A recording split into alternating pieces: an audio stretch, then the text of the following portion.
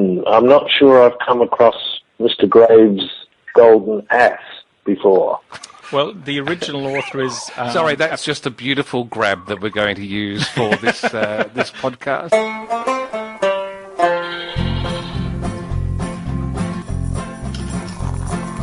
Wave on waves, just got a band room. Adelaide, who landed here and made it their home. Adelaide, who 10-pound bombs to the refugees. Adelaide, who brings Italians soon to knees. Adelaide, who oh, little Adelaide, oh, Adelaide, who oh, little Adelaide, who. Hello and welcome to the Adelaide Show, the weekly podcast that puts South Australia on centre stage. I'm Steve Davis, and joining me here in the Anthem studios tonight, I have Nigel Dobson-Keefe. Good evening, everyone. And tonight on our show, we go back to my old high school. Woodville High turns 100 years old this year, and a famous old scholar will join us tonight. He's coming to town for the gala dinner over the June long weekend, and that, of course, is Bryan Dawe. Of course, we all know him from the Clarke And Dawe segments, in particular, the political satire on the ABC.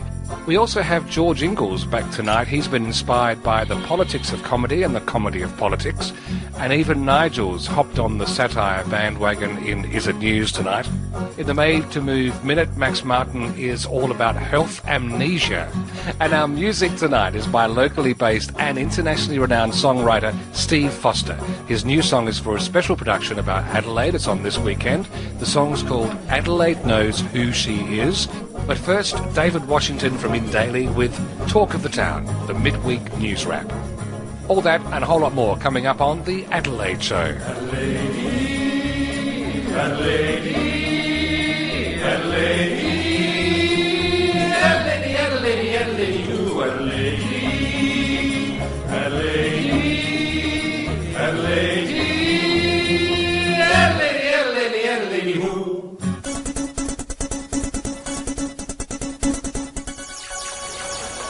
Hi, I'm David Washington, editor of Indaly, Adelaide's independent news website.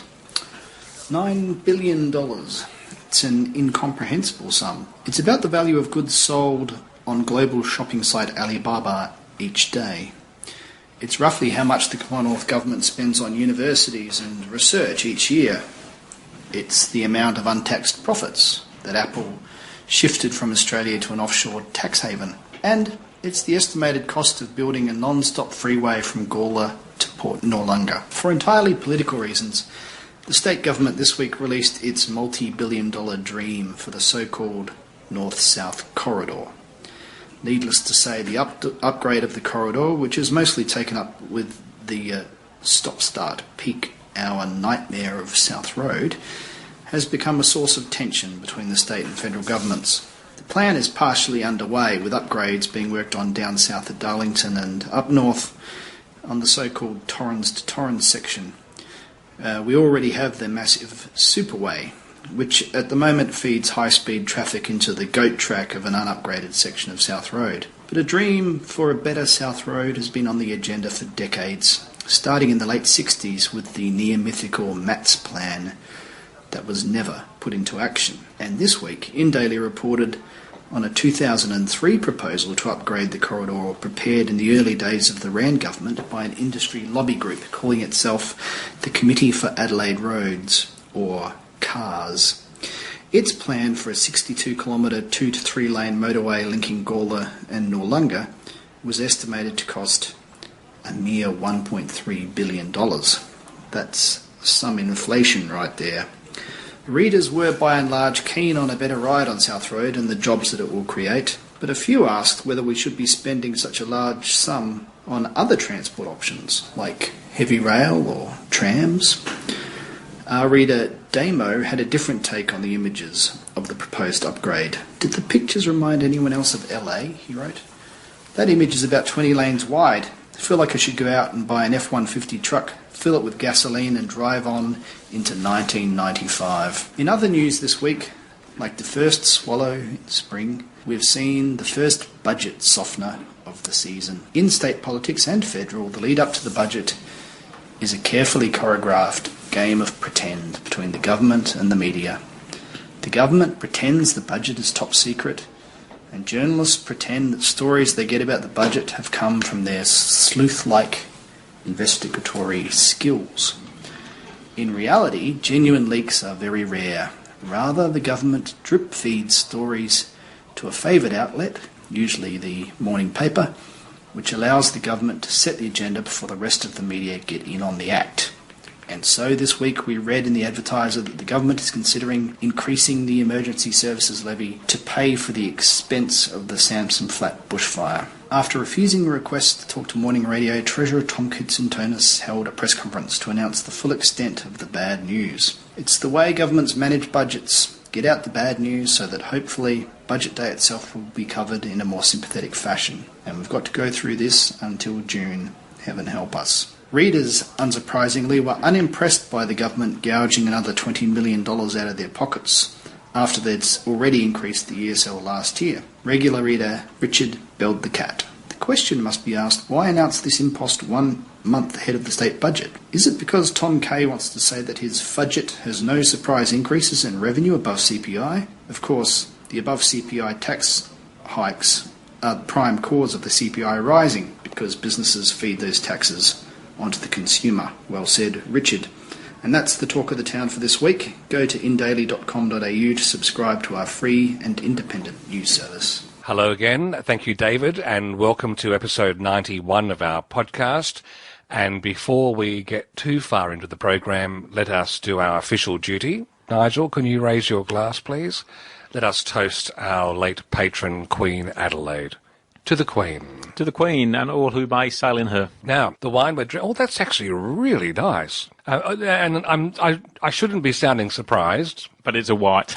It is a white wine. That just rippled through my tongue. A bit like I'd open a can of Golden Circle fruit salad mix with the syrup, not the fruit syrup, and I just licked the lid because you got hints of fruit. There's a very, very slight metallic crispness to what I'm tasting. Yep. That's beautiful. This is a 3 words, Clare Valley Riesling. It's a Clare Valley Riesling. It's a Petaluma 2014 Riesling, Hanlon Hill, Clare Valley. And I was just reading the back label of this. This is the 2014, and we just had the rain, of course, and looking back in the history of this one, this was a 2014, so it would have been picked early in 2014 and turned into wine. So in 2013, there was plenty of rain about the Clare Valley that year. That was a wet year.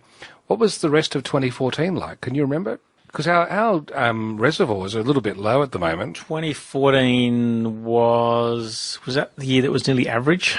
The problem was it died off at the end of the year. Yeah. And so from September, October onwards, it was pretty dry right through. Then we had the horrible January, February this year, which is why our reservoirs are at 50% this year. Yes, and also why, thankfully, we have the desal plant. For all its woes and for all the alternatives people talk about in hindsight. It'll be interesting seeing people eat their own words at the end of this year when El Nino is in full flight, our reservoirs have run out, and that thing is running flat out, which is exactly the situation that it was designed for. Even though we've had average or slightly less than average years since then, we're now back to an El Nino year, and we're going into it with low reservoir levels to start off, so... Yeah, I'd say it'll be used by the end of the year, well and truly. You know how historians can use tree rings to date trees? Yep.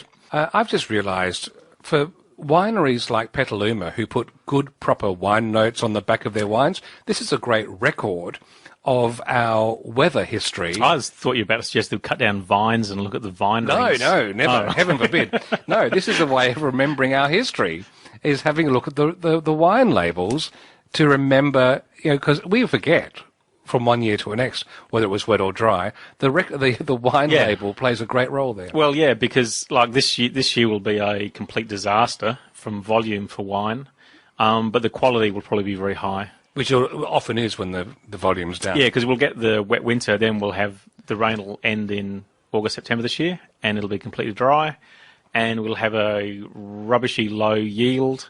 But those berries will be small but packed full of flavour, so... That's our hope.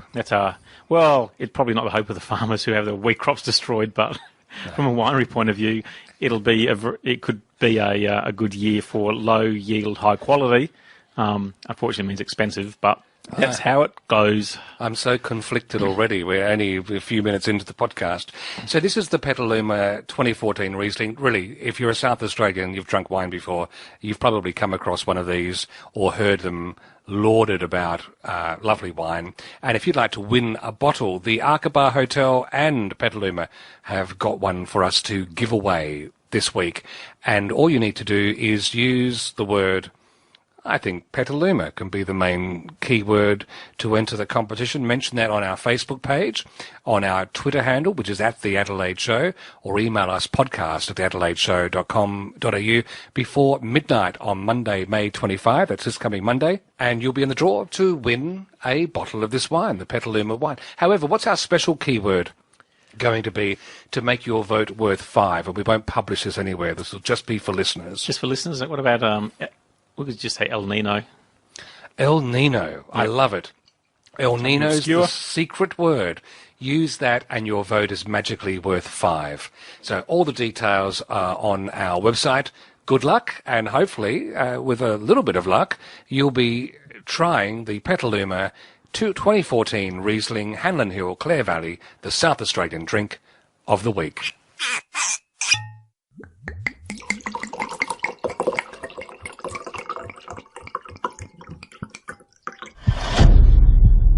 Made to Move Minute, featuring Max Martin and or Dr. Nathan Harton from Inform Health and Fitness Solutions in Norwood. Hi, this is Max from Inform Health and Fitness Solutions, bringing you this week's Made to Move Minute. Now, if you listened to last week's episode, you'll remember that we were talking about winter exercise, and I was sharing with you a little experience that I had the previous weekend, mountain biking through the beautiful Adelaide Hills during a wet morning during the weekend where it was muddy, and telling you how riding my bike and getting muddy and cold and and working hard really made me feel like a little kid. Now, it's been a long time since I've been a little kid, but one of the things that exercise allows me to do, especially that outdoor type of fun exercise, going for a hike, playing some competitive sport perhaps, or for me it's mountain biking, that's my big passion, really makes me forget my age and makes me feel a lot younger. And I understand that for a lot of people, the concept of exercise is not an attractive one at all. The concept of sweating, of the heart rate elevating, is not an inviting thing. And it's made me think that perhaps some of us are suffering what I'm now calling health amnesia. What do I mean by health amnesia? Now, obviously you want to be healthy, I'm sure you do. But sometimes I think we forget what are the things that we used to do that used to really drive that health, or how good did it feel when we were really healthy. Perhaps you would admit by yourself that maybe you're not that healthy now. I wonder if you remember what it felt like when you were really healthy. And I think for a lot of us, we have forgotten what that felt like. I wonder if you would do me a favor. If you would stop for a few minutes and try and go back to a time when you felt good being really healthy, and the outcomes of that, being able to run around, to go up and down those stairs, to not feel like physical activity was going to be something that was going to be beyond that. Because one of the great things that exercise has, many health benefits, but also very important mental, psychological and mood effects. I know that after I've done some exercise, I feel good straight away. We know that we get endorphins flowing through our system. So the fact that we don't want to do exercise might mean that we have forgotten how good it feels to do exercise. I wonder if we can actually kick health amnesia in the backside and bring those good feelings back again. I look forward to chatting to you again next week, and hopefully this encourages you to get out there a little bit more. See you then. Bryan Dawe is our special guest tonight, and is a man known for his piercing satire in the famous Clarke And Dawe segments on the 7:30 report. However, our paths are crossing tonight because he and I attended the same high school, Woodville High, which is turning 100 years old this year, and Bryan's going to be the MC at the big gala dinner. And thanks to the current principal, Meredith Edwards, we've been put in touch with Bryan, and maybe this is our chance to tell some tales out of school. He's on the line with us. Hello, Bryan. Hi, how are you? Good. Look, thanks for taking time out for our humble podcast tonight. Oh, no podcast is humble if it's done properly.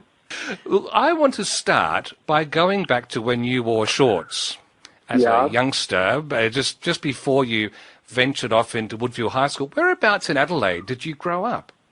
I grew up in Port Adelaide, in Birkenhead, a street away from the Port River, and went to Lefevre Primary in my first year at education. Then we moved and I lived in Rosewater, what was then Rosewater Gardens, and of course they changed the name from the beautiful Rosewater Gardens to Pennington, which of course still defies gravity as to why they did that, but anyway.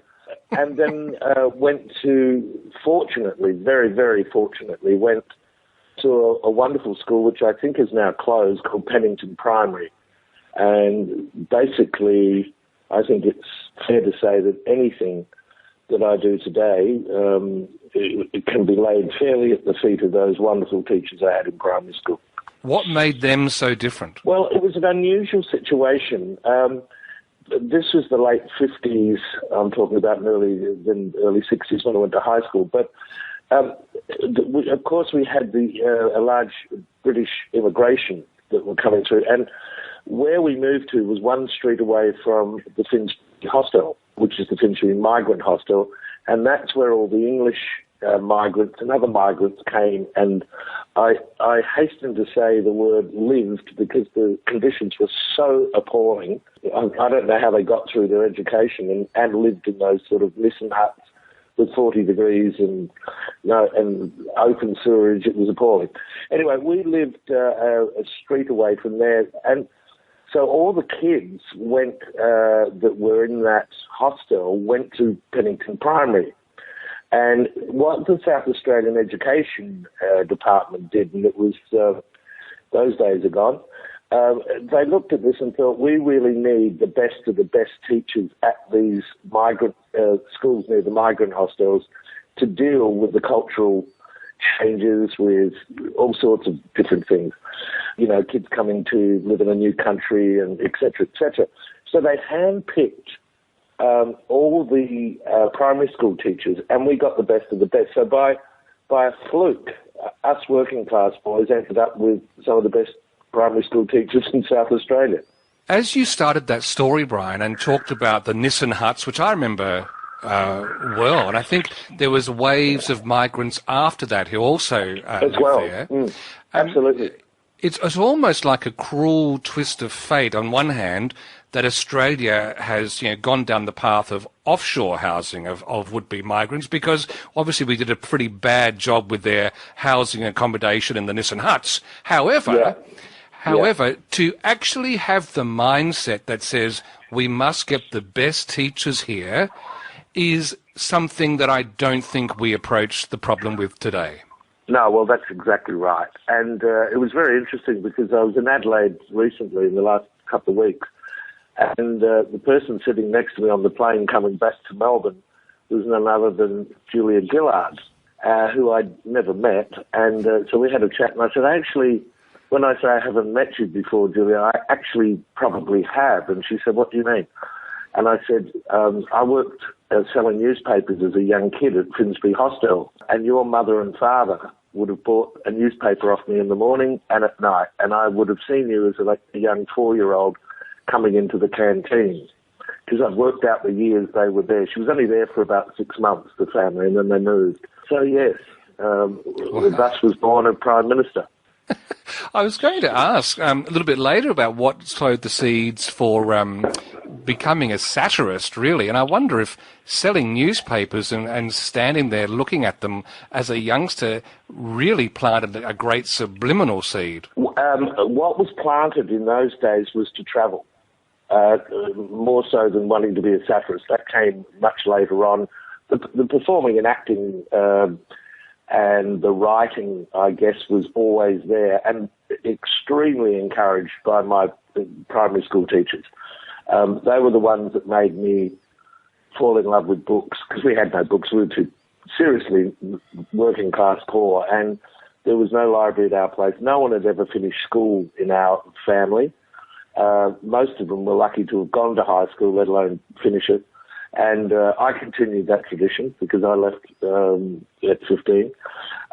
But I think it was more the socialization and around that and that socialization made me talk about where do you come from and what have you done and da-da-da-da. And so the travel thing, and I've been a big traveller all my life, and I think that definitely started there, seeing these people. And Port Adelaide as well, because growing, and that was my backyard really, even though we moved down to Rosewater, your backyard was Port Adelaide and the wharves and the ships, and there wasn't a ship that came into Outer Harbour from about the late 50s to the mid-60s or late 60s. No, there wouldn't have been an overseas liner that I hadn't been on, because I'd go down to Outer Harbour and that'd be part of my weekend, hopping on the big liners and daydreaming about when I was going to take off. I think many of us share that sort of thing deep down. We were at the port just recently. Mind you, the port looks very different today than it would have when you grew up. But you see a ship, and it does. It just, I don't know, I suppose psychologists would say there's something archetypal going on there that just resonates with you, wondering where these people have come from, where they're going next. Can I hitch a ride? Definitely. And also, the other side of my travel is that I love train travel, and I've travelled extensively in Europe and the Middle East on trains. And that started very much in the same way, because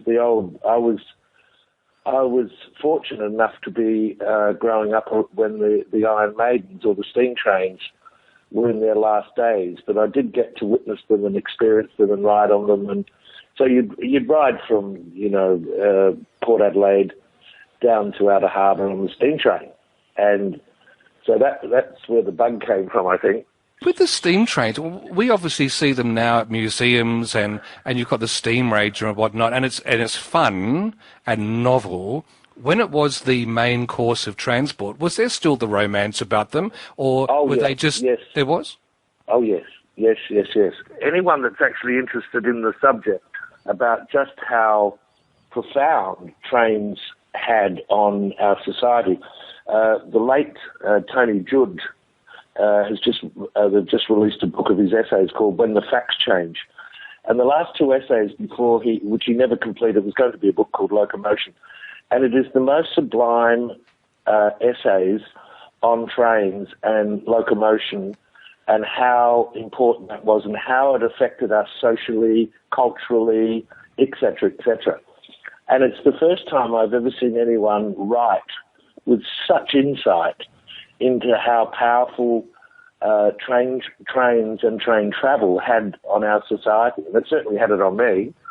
And it's really worth a read. It's very fine writing.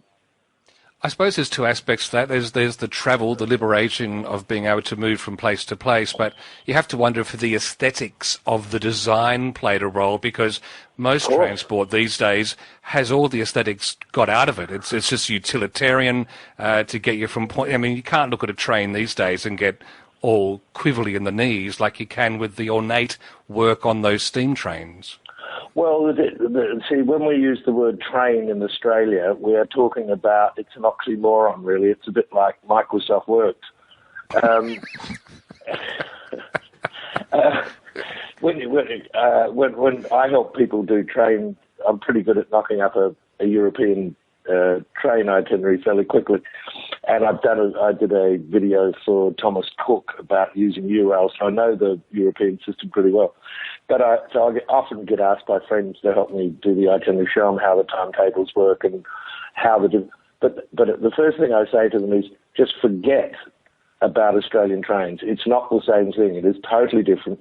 And it's the same with the comfort of, if you go on a TGV in France or an AVE in Spain. These are beautiful trains. They are luxurious still, and they have restaurants, and they have all the things that we let go. I mean, we had them. I used to travel in the late 60s to Sydney, and I could ring up as I used to. I never flew, and I could have, but I'd go on business. I could ring the railway station in Melbourne, Spencer Street in those days, and book a table in a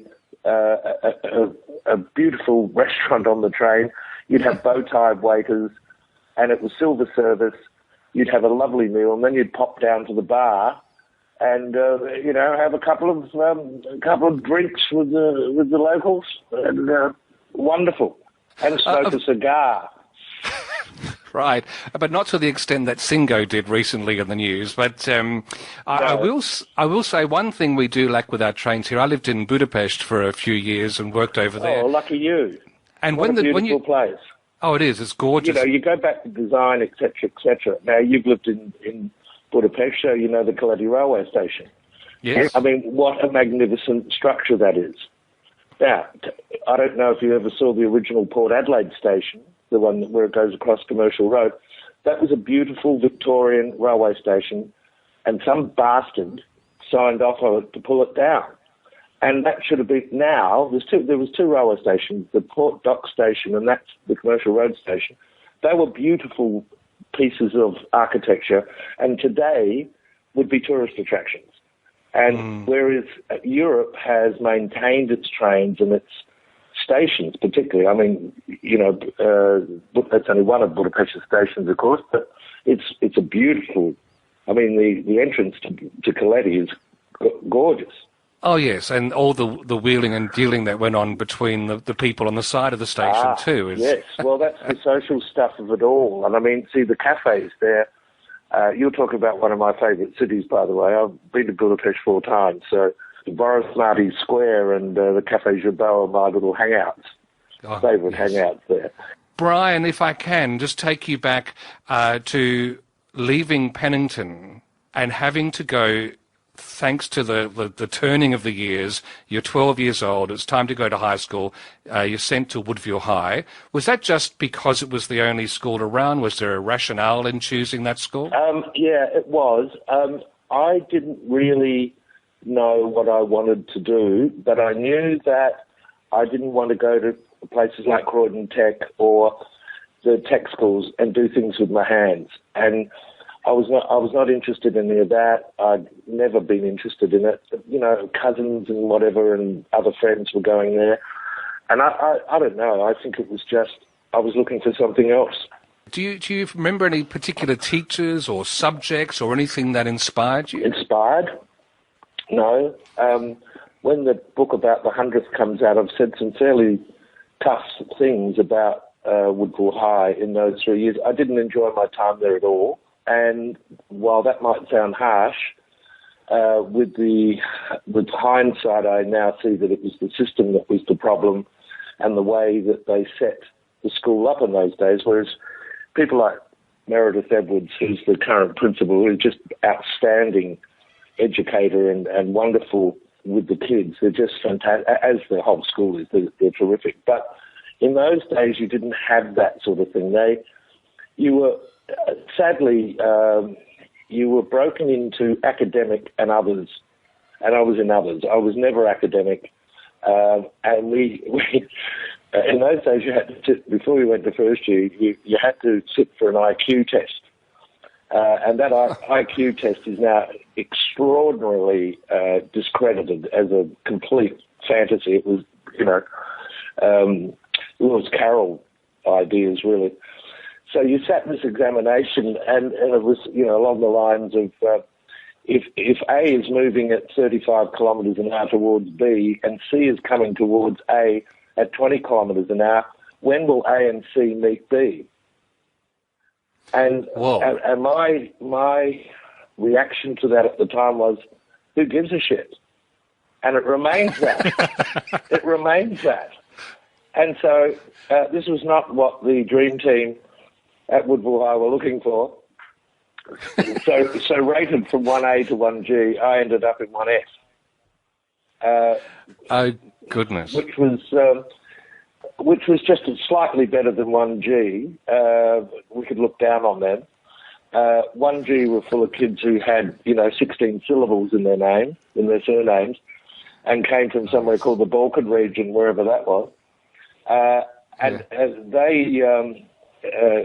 They created a heinous crime of speaking 6 languages fluently, but alas, not English. So they ended up in 1G. Wow. And what a doubly hard IQ test, of course, because back then it wasn't even metric, so it would have been doubly challenging to have kilometres per hour when it was back in miles per hour. That's right. That's right. And not only that, but there was no sense of... see, Woodville in those days, I don't know whether it's not the same now, but in those days you had 2 types of kids going to that school. You had aspirational Woodville, where were quite, middle class children of shop owners or small businesses that are very aspirational. Then you had the working class kids from Port Adelaide, Mansfield Park, Challa Gardens. I mean, seriously, where none of the parents probably ever finished high school. And no libraries, no at home, nothing to aim for and no one to look up to, no one to mentor you. And the school fundamentally didn't understand the difference that they were dealing with. Now, of course, they would, but not in those days. And so I don't blame, the school per se, but I was a very unhappy boy. I just sort of thrust myself into playing. Played football and represented South Australia schoolboys and stuff and played cricket and everything.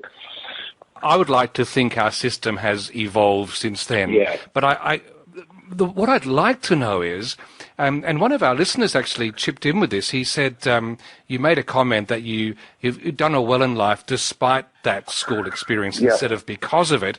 And years later, in your music A&R world, where you were helping promote Neil Diamond's Hot August Night album, there's a track he sings called Brooklyn Roads, in which he talks about this little boy and just surviving in tough working class, and he's dreaming about castles and dragons and everything. Yeah. Was that the young Bryan Dawe? Well, it could have been, surviving at Woodville? Yeah, it could have been. My circumstances changed. My father died when I was 15. I was in 3rd year. And it was a very strange thing that happened. The boy that I was sitting directly next to, was a gorgeous man called Algis Greb, who was a Lithuanian. And Algie's father died on the same day mine did. So we both changed our lives in one go, because that gave us the sort of impetus to leave, because we were clearly not happy. And Algie went on to become a priest, and we were both got an audience and standing at a lectern. And in a unique situation, that when my mother died, Algie did the service for her, the funeral. But I was told, I mean, the key to my story with Woodville was the fabulously named career advisory officer.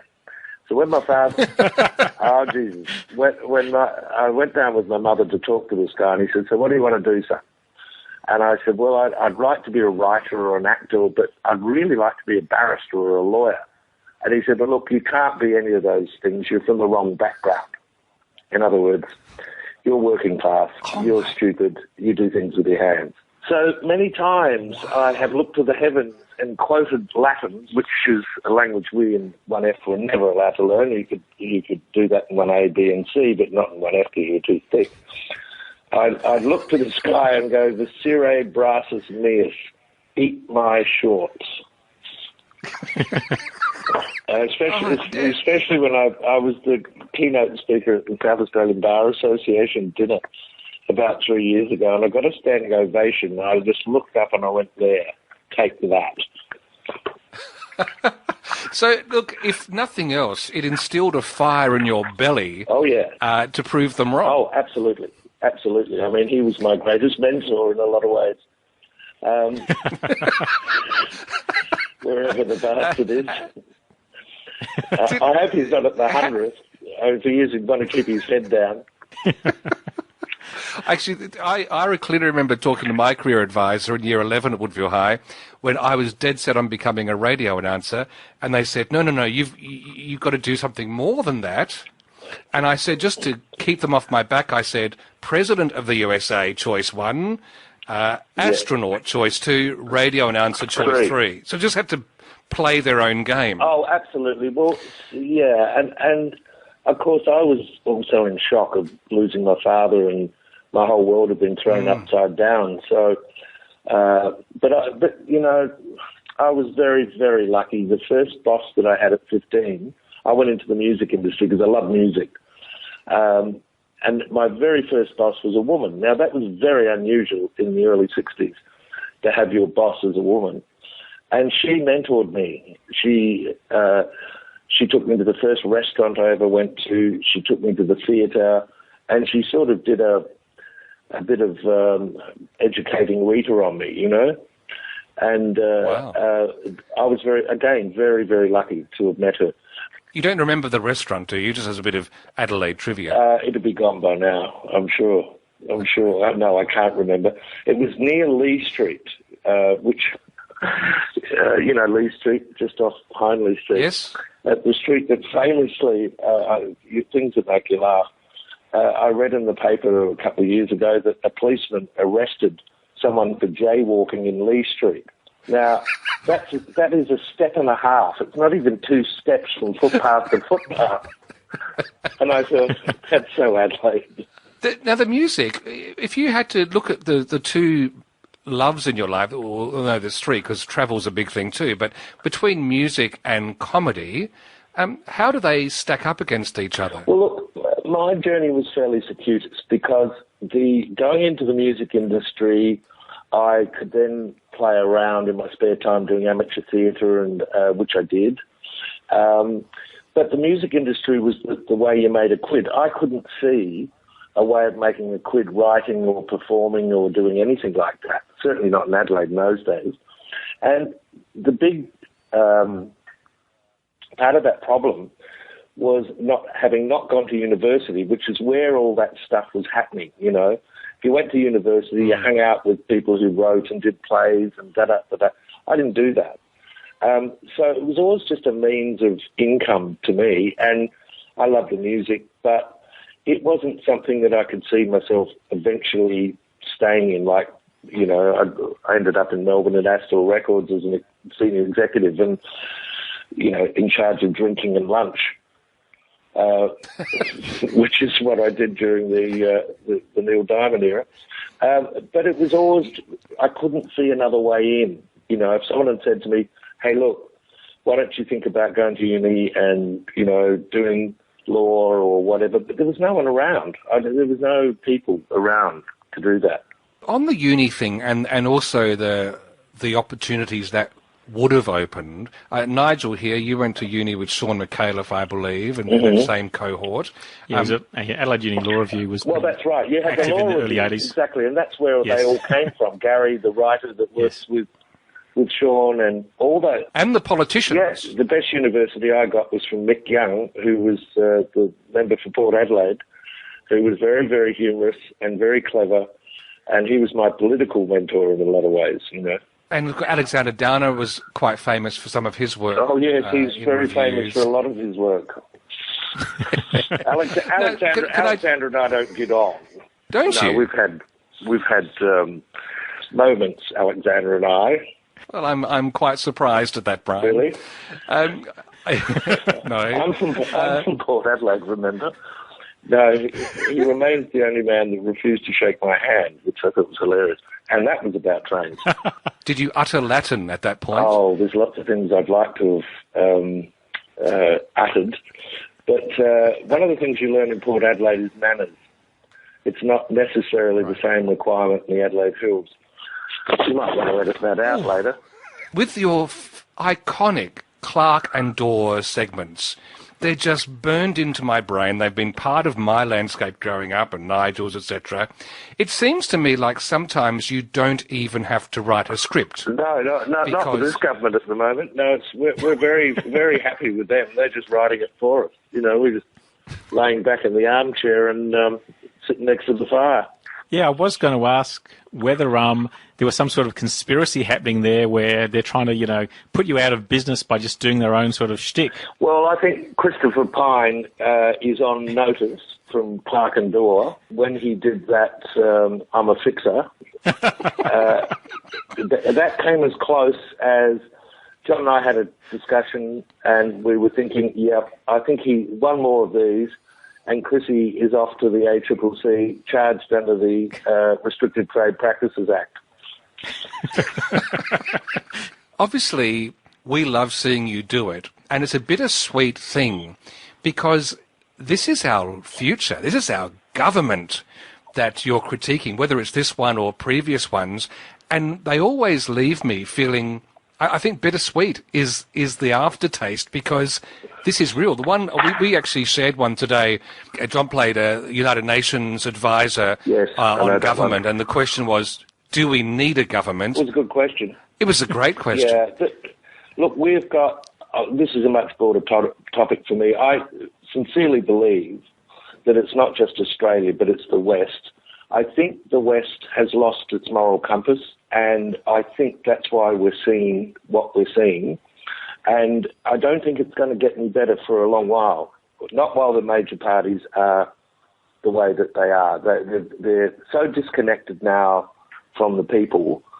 And if you look at the corporatization of politics in America and here and Germany, through the Western world, and it's the corporations who run the place, and that's it. And these guys are just paddling in the water, trying to do what they're told. You could have this discussion, and there should be a discussion. They talk about wanting to have dialogue. Well, that's the dialogue that should be had as to why. For example, why are we spending $40 billion on an F-35 joint fighter? Who are we going to fight with it? $40 billion. Your grandchildren will pay for this. And nobody talks about it in the media. No one. And then, of course, you've got the destroyers problem. And then you've got, you have a look at defence and the money that has gone into that sector in the last 20 years. None of it works. Collins-class submarine, failure. The helicopter, they had to pull that. They can't fly. They're terrific if they stay in the hangar. Collins Club submarine had an aversion to water, and the Joint Strike Fighter, which we are being told to spend $40 billion on, was grounded. The whole fleet was grounded 6 months ago in America. Hello? Yeah, this is Winston Churchill's famous adage where he said, success was going from failure to failure without any loss of enthusiasm. That's how I see defence. And that's never gets spoken about because nobody's prepared to do the homework to go into it and have a look at it as to why we are talking about budget austerity and then buying these. Who are we going to fight? That's what I want to know. To me, I think the dilemma is we have a fantastic program on the ABC called Media Watch, which critiques beautifully each week what's going on, but nothing really changes as a result, and it's lost its teeth. There was once a time when it was a bit embarrassing to be hauled before it, and I don't think anyone cares anymore, and I think that's part of the problem. We've lost that. Yep. The media is not doing its critiquing job. Oh, not at all. Not at all. And there are very few jobs. And the ABC, is, if you look at the news, I mean, to go onto your iPad in the morning and go to the news and see Prince Harry buys Queen Victoria burger in Perth. That's a news story. I'm sorry. Yeah. Not on the ABC, not the ABC I've got in mind, or SBS. Same with Johnny Depp's dogs. I mean, are we serious? Are we serious? For God's sake, we're better than this, aren't we? Well, and here's the dilemma. When you have got some of the better interviewers on the ABC being told by Malcolm Turnbull that they need to be nicer to the politicians, I think that is almost, that is beyond belief. Yeah, it is. And in another time, he would be howled down by the Labor Party so quick. The trouble is, the Labor Party have lost their moral high ground. They've got nowhere to go with a lot of these things because they're part of it. They're part of the problem, not the solution, in my opinion. So how do you find optimism? Is there any optimism that you can draw upon? Is there anything that we should be doing? Well, I think, look, amongst all that pessimism, there's young people, and the way they're going about doing things in some quarters is really heartening. I mean, for example, if SBS and the ABC continue down the line they're going, something new will come out of that. I mean, you can see it already with some of the best ideas in young filmmakers. They're all going straight to the net, and then the ABC or SBS are picking them up afterwards. But there's some fantastic material. Who needs television anymore? Who needs whatever? So that's just one area. The media is the same. I get my information from so many different sources. They're not the mainstream sources.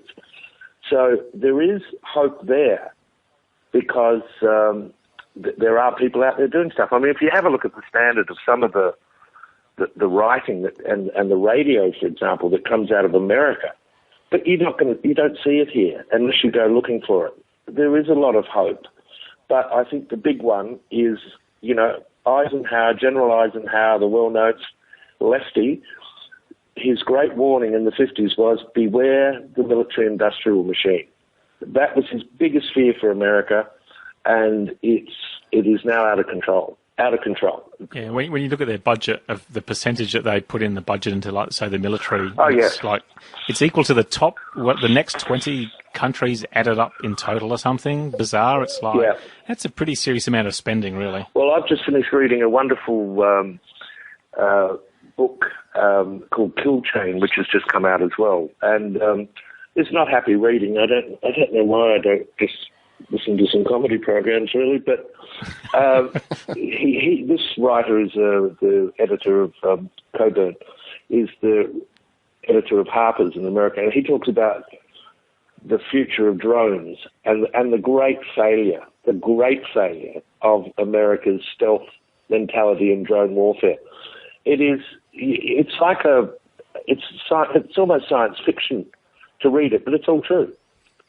And you read that, it's not hard to get depressed, I've got to tell you. But there are at least people out there writing about that and doing the job of the media, of what the media should be doing, but they think the audience has got the attention span of a gnat, Although I've got to say just one thing on this to round off this topic, because I could talk about this all night. I'm always reminded that through history you can take quotes from people saying how bad things are, and you'll find that it was written 2000 BC, and it sounds like it was written today. Yeah. You say we do away with TV. I almost have. I love my McAuliffe program because that's how I actually get a good take on the news, which brings us back to the noble art of satire. Is that probably the sharpest sword, the purest light we've got to try and make sense of what's going on in the world? Well, look, I mean, we're only doing a little thing, 2.5 minutes a week, and we haven't changed too much. But I think what we do is say to people, we can't change anything by doing this, but what we can do is let the people that are trying to do you over will get their hands up on the table so we can all see them. And that's all our job. That's all John and I can do. And there are other people doing that. I mean, there's some. You go onto Facebook or onto the net, and there's some brilliant work being done in that area. Very, very good. I mean, you can go through Banksy and a whole lot of cartoonists and doing really good stuff, and making a difference and making people aware. It's just not going to come through the media that's owned by the corporations. That's the challenge. Well, the last haunting image you've left me with is talking about the military-industrial estate and us as the public. I think of that image from Tiananmen Square when you had the Chinese tanks and that one lone person standing against them. That's what it feels like for us against this complex that you're talking about. Yes, it does. That's a very good choice because it is feeling like that, But you keep going, It's one of the best things I've seen for a long while that was uplifting and wonderful was posted on Facebook this week, and it was the ruins of Gaza, the complete and utter destruction of this place and these wonderful people. And amongst all the destruction, they held a film festival and they rolled out a red carpet. And that to me was so powerful that they're saying, you don't win. You don't win. We're going to keep going. What are you going to do, bomb the carpet? And it's really worth a look at because it is quite inspiring to keep you going. And, you know, I've got friends in Gaza and he struggled to keep their sanity, you know, paramedic and his family. And I got a letter this week saying they can't even go to psychologists anymore because the psychologists need a psychologist to talk to about what they're going through. And what do you write back to that man and say, you know, hey man, just hang in there, you know. All you can say is, look, we care, we think about you, don't give up, don't give up. And then you see this thing on the television, someone posts it and you think, there's someone going, all right, screw you, we're going to keep going. So, I don't know, he didn't even ask me to tell a joke. No, well, I think that's a beautiful thing to end on for this particular interview because it's that creaking open of the door to let that shaft of light come through that I think you and John do so well and other satirists around us, good writers, the better journalists, and humans themselves. Yeah, that's and it. I think you've got it. That's the beauty. That's the beauty of it all. And look, you've taken us on a gorgeous journey tonight from the younger days of Adelaide right through, and we thank you for that. Oh, it's been a pleasure. I hope everyone's still awake. This train will depart in 4 minutes. First stop, Woodville, then St Clare, Cheltenham, Alberton, Port Adelaide. And now it's time to think. Reflections about our society by self-confessed policy wonk and public transport user, George Inglis. Good evening, gentle listeners. Long before your erstwhile crap talker became a political tragic, I was a fan of that classic radio show, How Green Was My Cactus? For those of you not young enough to remember, this was a fierce political satire that was at its peak when riffing off the voices, mannerisms and political missteps of politicians like Hawke, Keating, Fraser and Howard before he became Prime Minister. Without knowing it, these 2-minute skits inspired a lifelong interest in politics, but I never lost the taste for political satire. Tonight's guest, Bryan Dawe, looms large in that space, and it's a space that would surely be fertile ground right now, given that politics has moved beyond theatre and become out-and-out farce. Although I was never a great fan of former PM John Howard's direction and policies, his time in office is the last I can remember when governments actually governed. Now our leaders seem so preoccupied with the latest soundbite and their dominance of the news cycle that rare outbreaks of governance are almost surprising. I should point out that I'm not blaming either major party for this. No, the phenomenon has infected both sides of politics and every sphere of it. At home, the ongoing barney over the South Road project is a perfect example of the game of politics taking precedence over the act of governing. This morning, our Premier, Jay Weatherill, took on senior federal Liberal Christopher Pyne over this very issue, and a discussion that should have focused on a massive investment in the state's future productivity, featuring 2 proud South Australians, instead descended into a farce of name-calling and accusations. Now, it should be perfectly clear from my previous rants in this forum, I'm no fan of roads. I think the phrase, building the roads of the 21st century, is a nonsense, and I believe spending $1 billion of taxpayers' hard-earned money on a road that will be oversubscribed before it's finished is pure folly. But what I cannot stand is the notion that straight-up politicking will trump sensible debate time after time after time. And I'll probably surprise you when I say, it's not the politicians' fault. They're just doing what they're employed and expected to do by their bosses. Us. Yes, we, the great unwashed, are to blame for this sorry state of affairs. Why do I say this? Because ultimately most political cliches are true, and all politics are local. This means that when we whinge about absolutely everything, politicians listen. They get the message that we don't like anything they do. So guess what? They don't do anything. Instead, they argue about doing anything, and they argue about doing nothing. So how do we change this? The obvious answer is stop whinging. But clearly that's not going to happen, so the next best alternative is all we have, and that's to start expecting governments to actually govern. That actually might mean allowing them to make bold policy initiatives, allowing them to do stuff we might not like. God forbid, it might mean allowing them to make mistakes. Personally, I prefer my leaders actually led and made mistakes They never make any decisions for fear of offending a special interest group or fear of making a mistake. Looking at South Road again, I don't agree with it, but I'd still prefer to see it progress than be bogged down eternally in political argy-bargy. Just let them lead, will you? Not everything your political opponent does is designed to destroy the world as we know it. If we let our leaders lead, you never know. They might surprise you. They might even act in our collective interest. And here endeth the rant.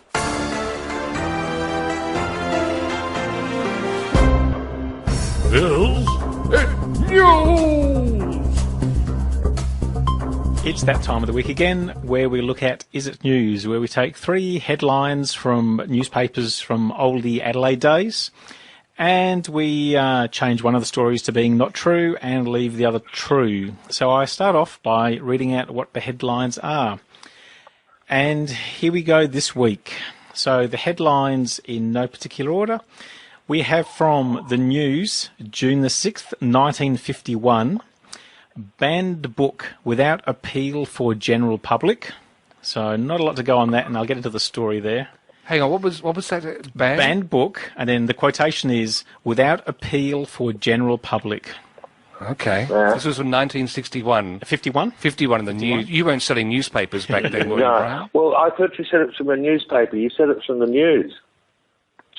Oh, and there's some more satire. We need a special sound effect for people to follow along at home. Yes. The second story. The second story is copies of 1800-year-old Latin satire seized. Okay. Yeah. That was reasonably straightforward. Mm-hmm. And a little bit older.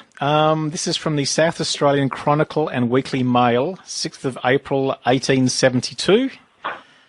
And we have sedition in pantomimes. Wow. I won't be so rude as to ask if you sold the Chronicle, but... No, I wasn't. No, I was unfortunately a little young when the Chronicle was at its peak. Nigel, can you take us back? What was the first story? Give us the background. The first one was the banned book without appeal for general public. So even if Edmund Wilson's banned book, Memoirs of Hecate County, reaches Australia, Adelaide booksellers think few people would be bothered reading it. And the quote, the critics say the only one story, The Princess with the Golden Hair, was unusually frank. He said the work was so exclusively directed to highbrows that only a few booksellers would stock it if it were available.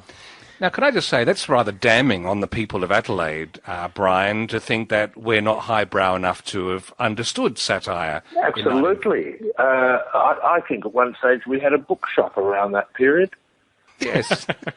I reckon, Rundle Street, probably, Hindley Street. There was a bookshop in Hindley Street, I reckon. No, there was, what's his name, the poet, and the late, I'm trying to remember his name. You have to forgive me around this stuff because I've left Adelaide 40 years ago, and while names ring a bell if someone tells me the name, I have a bit of recall problem there. But I tend to think that this is true. Look, I think it's so... normally he's pretty good at making things up, but this seems so meticulous. And the comment, I think a shopkeeper, a bookkeeper making that decision that it's not going to have a market anyway, let's not even fight this. That's plausible. It's very Adelaide, isn't it? You know, telling the peasants, what's good for them. A couple of the chaps sitting around the Adelaide Club going, no, they'll never understand the damn thing, the bloody things. Now, we asked you not to keep making references to Mr. Downer for the rest of our... I can't help myself. I have a character called Sir Murray Rivers QC, you see. Yes. And he's a retired Supreme Court judge, which was a reaction to my career advisory officer. Because not only did I make him a judge and a QC, but just to piss this guy off, I knighted him as well. But I do fall into him when I hear these things, so I apologise in advance. All right, the second story. Second story, the copies of the 1800-year-old Latin satire seized. So this is from Adelaide, August 21st, 1950. State customs authorities have seized 5,000 copies of Apollonius's famous satire, The Golden Ass. Written about the year 200 AD, booksellers say that thousands of copies have been sold before The 5,000 copies seized are new translations by Robert Graves. And the story goes on about Penguin Books selling it, etc. But the gem to this story is down the bottom. The expensive edition, the official explains, might be regarded as permissible because of its academic or scientific interest, whereas the cheap edition might be bought merely for pornographic reading. Mm. So there we go, we have satire read as porn. Yeah, my question as to whether this is real or not is based around the sales of 5,000. I don't know. I think it would be a lovely gift solution to buy someone the golden ass. That's what it was called, wasn't it? Yes, the golden ass. What a lovely thing for someone who's got everything. Now, it's also not a title that's ringing a bell with the author. I'm not sure I've come across Mr. Graves' golden ass before. Well, the original author is... Sorry, that's just a beautiful grab that we're going to use for this this podcast. Robert Graves' golden ass has not been cited. Okay. So at the moment, Brian is thinking this one might be the first. I'm leaning... Yeah, I'd need to hear the last one, I think, again. Yeah, here we go. All right. So this is the South Australian Chronicle, a journal long, long gone from 1872. Sedition in pantomimes. This is a little bit sort of a two-banger story because there's two parts to it. The first bit is, and this is reference to the old country, there is a permanent officer of government in the Lord Chamberlain's Department whose duty it is to read and report on all the new plays proposed to be brought out at the various theatres. Hitherto, licenser of plays has managed to rub along pretty smoothly to the outside public, but last year he excited a great deal of opposition and furnished the English journals with a fruitful topic of discussion by the free manner in which he excised all political allusions from the pantomimes. The playwrights, in preparing the pantomimes, had made the most action of the government. They regarded the personnel of the ministry as fair game for sport. The story goes on. Happily, we know nothing of this censorship in South Australia. Our political leaders are not held in such reverence as to make it penalty for anybody to laugh at them in the press or on stage. We suppose the last thing which those who are most sensitive to ridicule would think of doing would be to invoke the aid of the law to forbid personally politicised allusions. A public man is public property, and so long as satire does not denigrate into slander nor ridicule into libel, our jokers may have full swing, and if they can make people laugh in a good-humoured way, so much the better. Wow. Public people are public property. That in South Australia. That later on came to be the motto of the news, I'm sure. Yeah, I think the language in there is about the right period language too, isn't it? Yes, for 1878. Yeah, I'm probably wildly wrong, but I'm still going to. Yeah, I think that's probably true. I don't know. What do you think? Well, I'm. Look, part of me is hitching a free ride on your knowledge and background in satire and being unsure about the author in the second story. But part of me is wondering with this last one, is it true that we were able to make fun of our political leaders here in Adelaide and South Australia? Because I thought although we had no convict stock, supposedly, we did have landed gentry, and I'm not sure that they would have taken to jibe. No, that is a good point. That is definitely a good point. I guess it was depending on who was running the place at it wasn't the Dunstan era, clearly. I'm going to throw my lot in with number 3, partly because I'm nurturing that theory, and also, if you're sticking with number 2, it splits the field. I've just had a flash that I have seen the golden ass with Mr. Graves, so I'm going to call that. I'm changing my opinion. Which one are you going for, the third one? Yeah, third one. Yeah, me too. Oh, Nigel, you've got us loaded on one base. So we'll start off with the first one then. Yes. So the banned book without public appeal is actually a true story. Well done, Brian. I think you called that. Yeah. They basically said they just didn't really think it's going to be in the same class as James Joyce's Ulysses. Whether they're setting the bar slightly high there for a book, I don't know. Jesus. That's hilarious. I think we cue your character again there, Brian. Yes, well, bloody Irish. Goodness me. Okay. So the book, although of major literary importance, would have no appeal whatever for the general public. Okay. Does that leave us between the two? I will start off with the last one. The sedition in pantomimes is actually a true story. Oh. Adelaide actually did come out and say we are more than happy to make a joke out of our politicians, which I thought, because I was thinking exactly the same. South Australia, 1870s, gentry, landed, etc. That's quite an unusual thing to actually see. So I walked right into your trap, is what you're saying. Fair game. No, you know what it was for me? I changed my mind because I looked it up quickly on my iPad, and he did write a book called The Golden Axe. We didn't say I couldn't phone a friend. I thought that was a version of phoning a friend. We thought that was implied, Bryan. So I thought I was just being clever there. You were. Which means number 2 is actually the false one, because yet again, it's our friends in Melbourne's customs who decided to blockade and censor. I thought you might pick up on that, Steve, with the painting, but yes, Adelaide generally hasn't had a lot of issue with the censorship to some degree, whereas interstate has. So Okay. Well, there we have it. It was Melbourne. Excellent. Yes. Yeah, well, it's those, those chaps over there, because they had convicts, of course. We didn't. yes. That was the problem. Bryan Dawe, thank you so much for staying around and playing Is It News with us this week. Oh, it's fun. This is good fun. I like doing this. And we normally pick up bits of things every week from our history. In fact, did you know, I'll just give you one quick question. When did Adelaide first get poker machines? Oh, that's a good question. I know Melbourne was very late. Thinking Hobart, I remember I was there the week they opened up the casino. Was it earlier than other places? I would think so. The Aqaba would have had them, wouldn't they? I'm trying to go back in my brain. Yeah, I don't know, early 70s? A little bit earlier than that, just a smidgen. 1896. Back then. Oh, yes. Well, I must have missed it. I must have gone through the Aqaba at the time and just didn't see them. 6 years after they were invented in the US. We learned that in Is It News a few weeks ago. So that's why I love about this particular part of the program. Good stuff. No, it sounds like a fun segment. I am Dalek Mech from the Adelaide Dalek Builders Union. Keep listening to The Adelaide Show, or you will be exterminated. Exterminate! Exterminate! Exterminate! Hello and welcome to another sitting of the Adelaide Visa Council. We had Bryan Dawe going in full flight just there. He should have sat in as the QC. Would have been fantastic. However, we have got 3 Twitter users before us this week because of their public utterances about Adelaide on social media.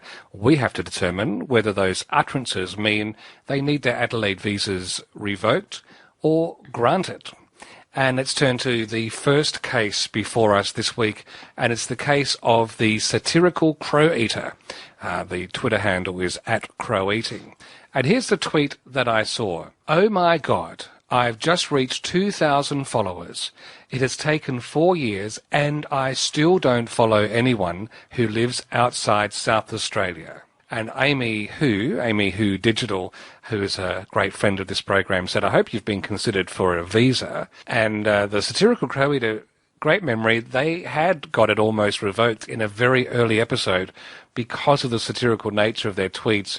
I think we erred on the side of caution. We didn't set the executioner to work, but here they are. And the thing that gets me is there's something about having an essay-based Twitter account that is just following South Australians for the ilk of the sort of the content they're after.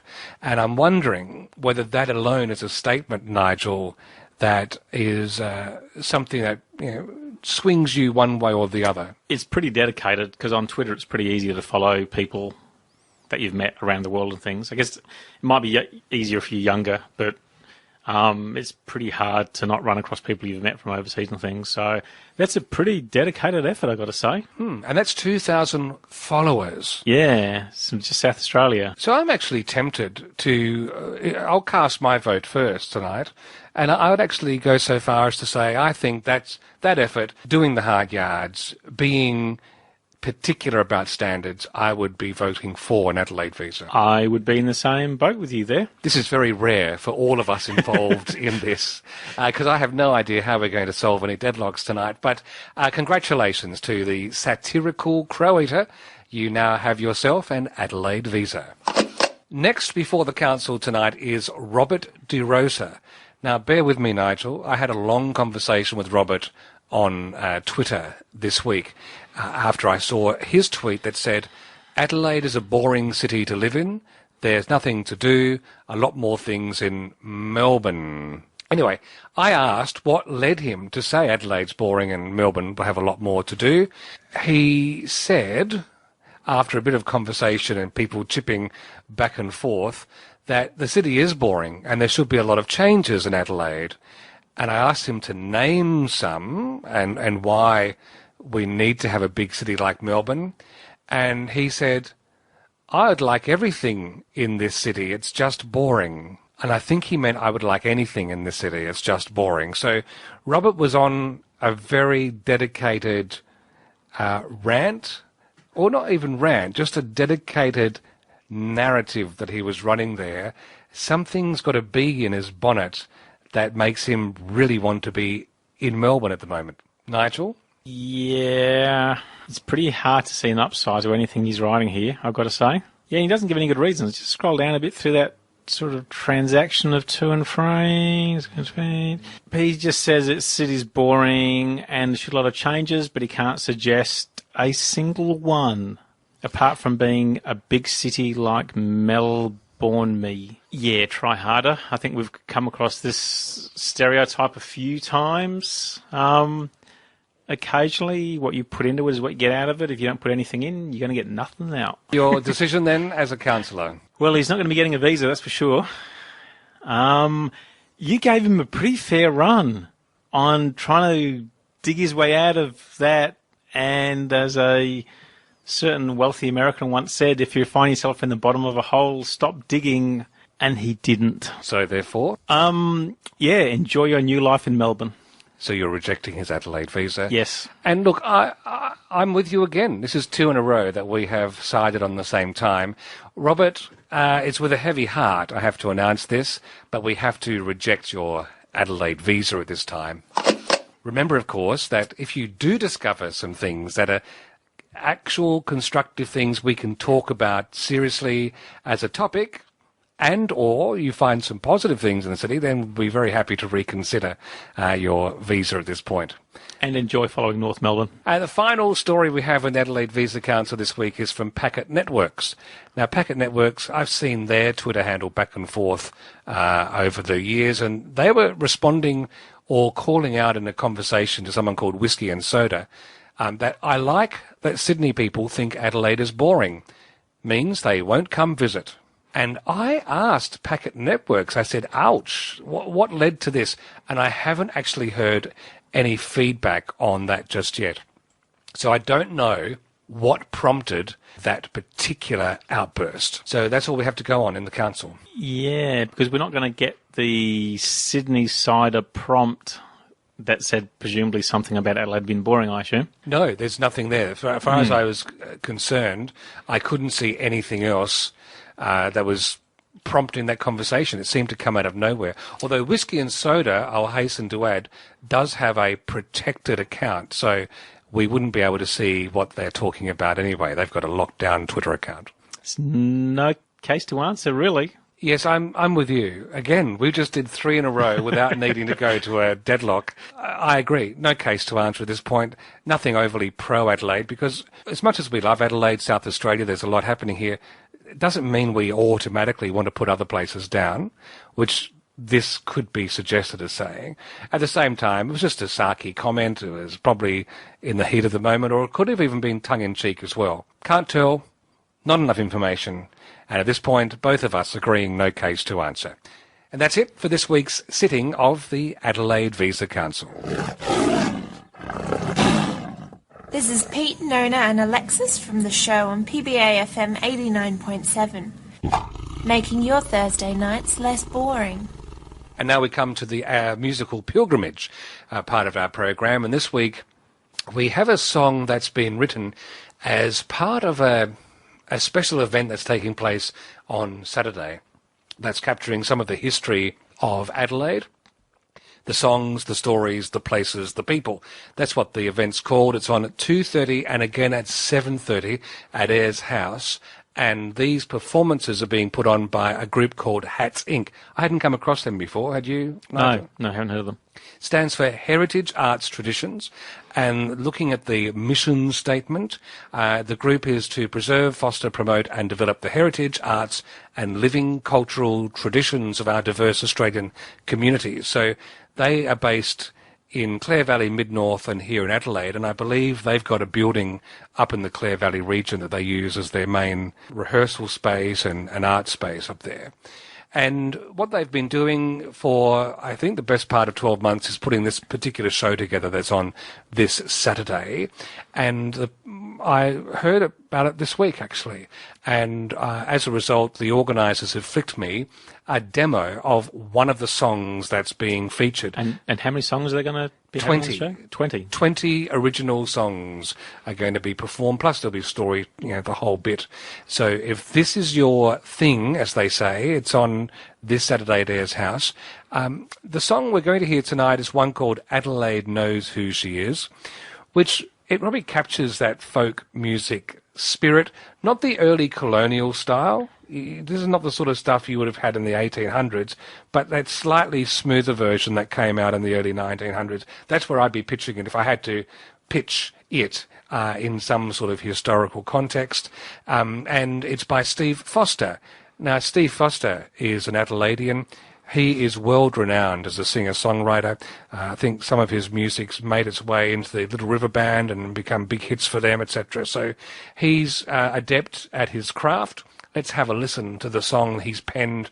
And this is, to be fair to him, I should say, this is his live demo of this track. On the actual event this Saturday, there's a backing singer, there's another guitar, there's a whole lot more body. And we'll have the link to where the tickets are available on the website? We will have the link to tickets on the website. Steve Foster, Adelaide Knows Who She Is. Founders, they all got together, Wakefield and Kingston and Light, with a plan for a city down in South Australia. They came out in search of a site. Light stands pointing over the city, which rose from the plain he'd surveyed. To the east stood the ranges, to the west lay the sea. It was here they would build Adelaide. This is a city so different, laid out in its own special way, in a colony settled by free men, unshackled from the rules of the day. The city surrounded by parklands, unique in the whole world for this. A city in love with her history. Adelaide knows who she is.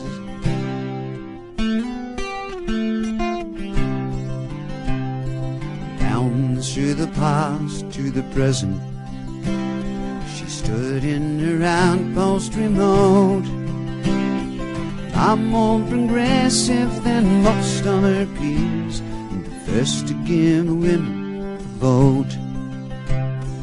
Lately she's gone through some changes. She's watching the world passing by.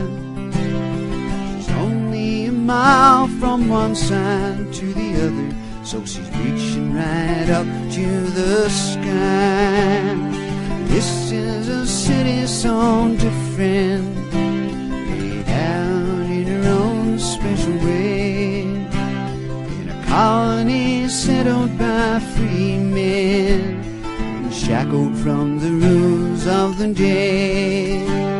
A city surrounded by parklands, unique in the whole world for this. A city in love with her history. Adelaide knows who she is. A city in love with her history. Adelaide knows who she is. Steve Foster and Adelaide Knows Who She Is. Again, this Saturday, 2:30 and 7:30, Ayers House. You'll hear the whole show, Adelaide.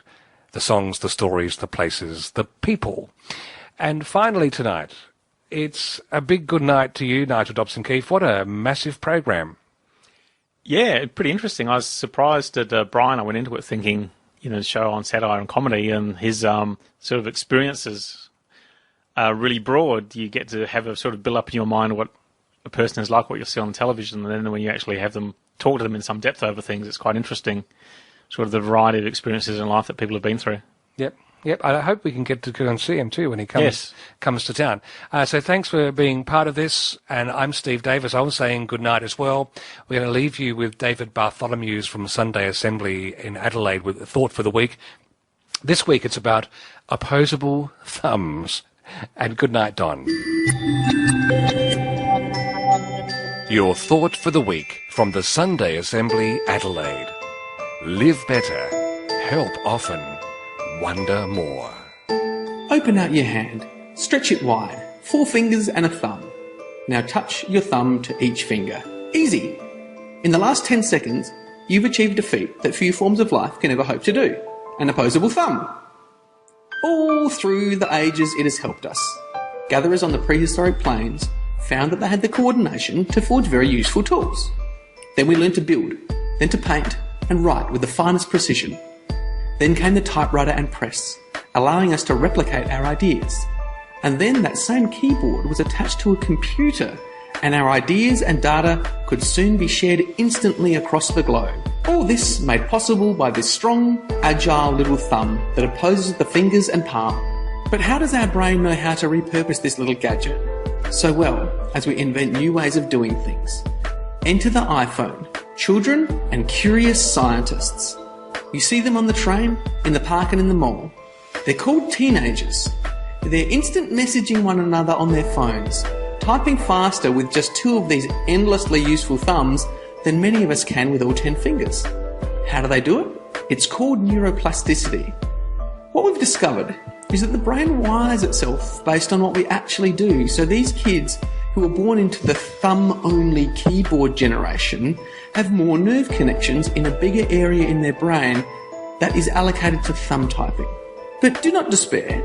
We've also found that the brain can rewire itself. People who spend time each day doing 2-thumb typing can expect to improve remarkably in the skill. Over time, the brain will rewire itself, opening up more space and growing more connections in the brain for 2-thumb typing. And hopefully less for remembering corny jokes and stuff that we can now easily find out on Google. A computer that rewires itself based on the things it's being used for. And 2 tiny appendages that make a huge difference in everyday life. Right here for us to wonder at every time we reach for a Farmers Union iced coffee.